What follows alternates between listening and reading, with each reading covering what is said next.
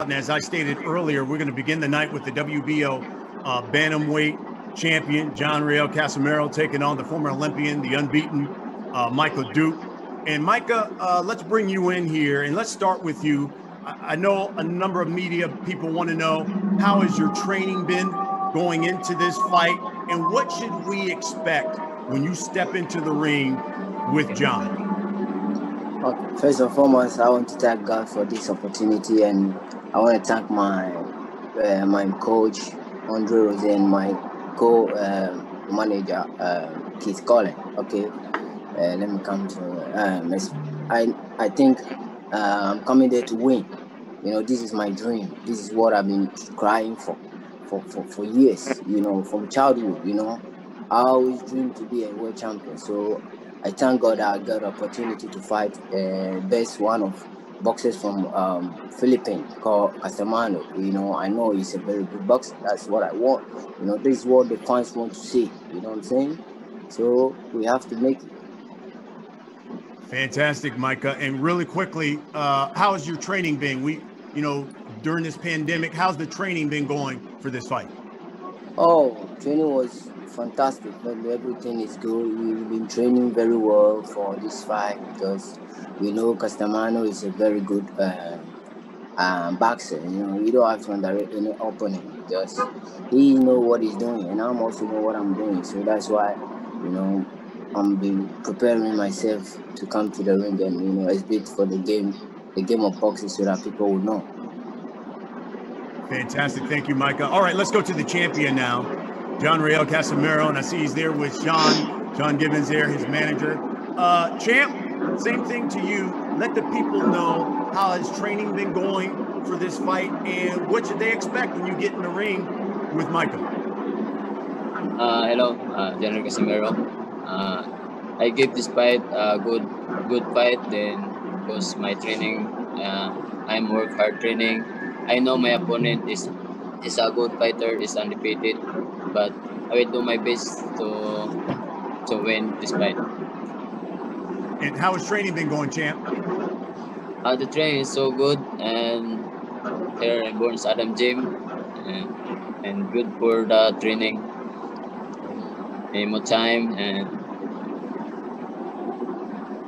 fantastic. All right, let's ask you guys a couple of questions. Champ, let me start with you, John.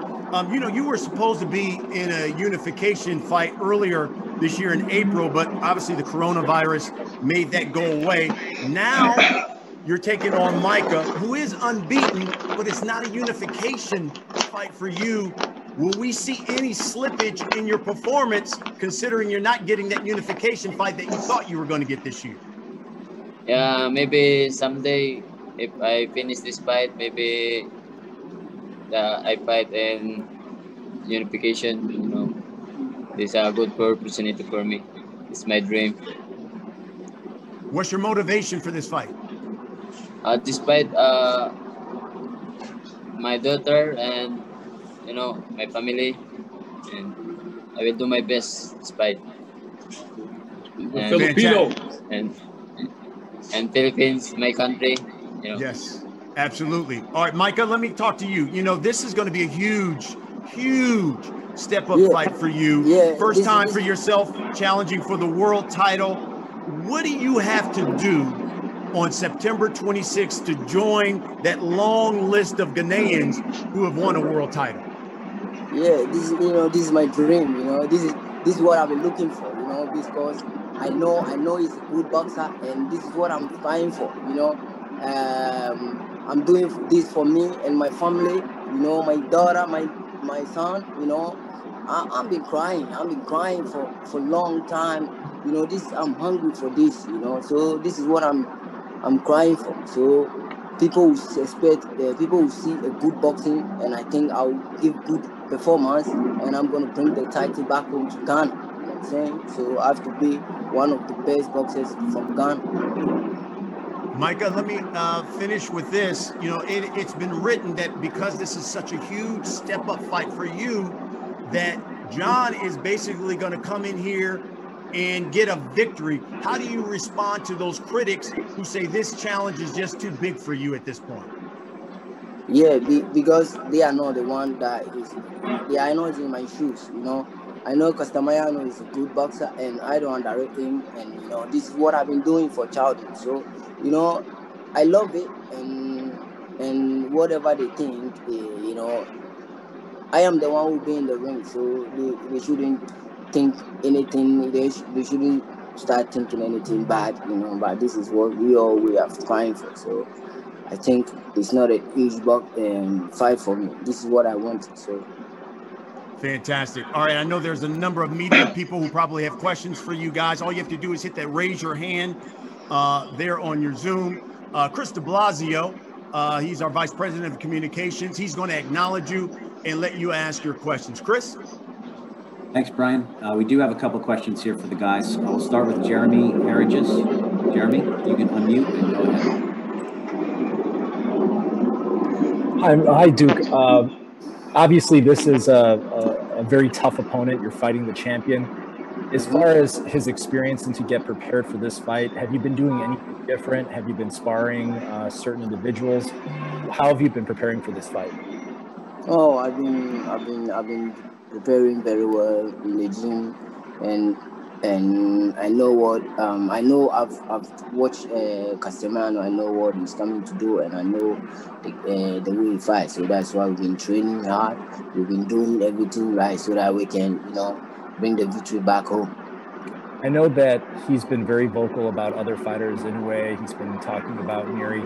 Do you feel at all like he's looking past you at all in this fight? Oh, no. As far as what you anticipate for this fight, obviously you have some real knockout power. Do you see this being a war in there? Oh yeah. This you know this yeah, we are all coming with power. You know, we haven't met somebody like me, so we are there to, you know, show. We are like man to man. You know what I'm saying? This is a game of boxing, and we all have to come there. And, you know, if you believe in yourself before you can get to the top. If you don't believe in yourself, don't try. Don't even think. You know what I'm saying? This is what we do. And perfect. Thank you, Duke, and best of luck. Thank you. Thanks, Jeremy. Thank you. Okay, we'll take another question here from Steve Angeles. Steve? Hey guys, Steve Angeles, ABS-CBN. Mr. John Riel, Sean. Question for you guys. I feel you've been training for so long, since February. You're already getting ready for Inoue. I saw that you went back home at some point. You were quarantined. Just how has the whole training been, and just how have you been feeling emotionally, just waiting to fight pretty much anyone?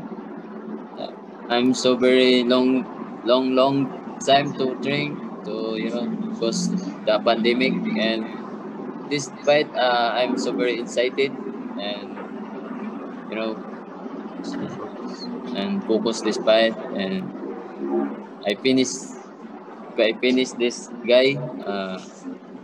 Yeah, I'm ready to another opponent, maybe Inoue or maybe Luis Nery, So after all the training, parang gusto mo magtuloy na lang, just sunod-sunod sila.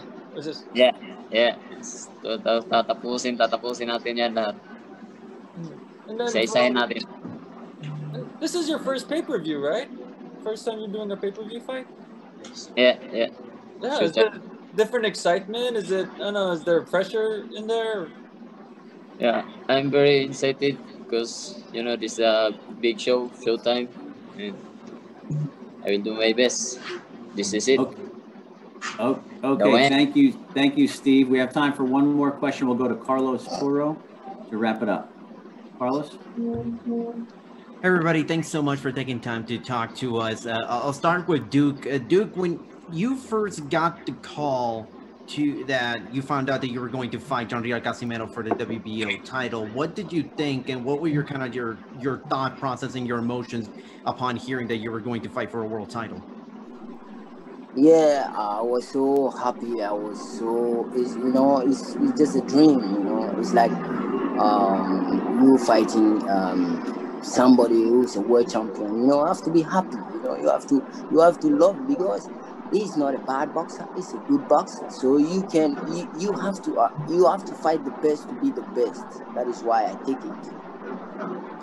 And one quick question for Casimero. You know, I know you've been training for so long to try to get the fight against Inoue, and obviously, unfortunately, that fell through. Is there a part of you that is kind of a little bit disappointed upon hearing that, you know, that fight didn't happen? And is there a part of you that is looking to sort of send a statement to the other top guys at 118 pounds and sort of get that unification fight going again? Yes, I'm so very hungry despite, you know, because I want to fight Naoya Inoue. And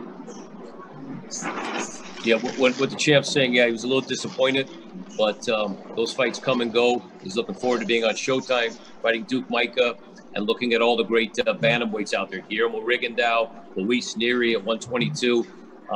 So, yeah, to say it again, of course, he's disappointed, but Showtime stepped up. It's going to be a big night. He's excited. First time ever on a pay-per-view this big and fighting on Showtime. Viva Showtime. Woo! Thanks, everybody. Best of luck to the both of you. Looking forward to the fight. Thank you. Thank you. Good luck, champ. This is what we want. That's what we want. That's what we want. We're going to make it. Okay, thank you, Duke. And Filipino. Thank you, Duke, and thank you, John. Thank you. You guys can log off the Zoom now, and we'll have Brian advance. All right, thank you very much, Duke. Best of luck to you.